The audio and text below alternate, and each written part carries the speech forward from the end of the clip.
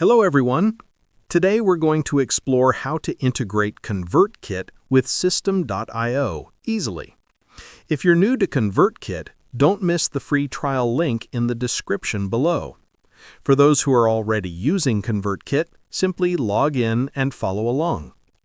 First, you'll need to create a Zapier account to establish the connection between ConvertKit and Systeme.io. Once you're on the Zapier dashboard, click Create, and then select Zaps. If you need any help during setup, Zapier's Copilot feature is there to guide you. Next, choose both ConvertKit and Systeme.io from the available options and fill in the required details on the right side of your screen.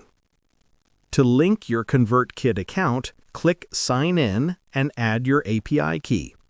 To find this, go to your ConvertKit account, open Developer Settings, and copy the secret key. Paste it into Zapier and click Yes, Connect to ConvertKit. Now repeat this process to log into your Systeme.io account.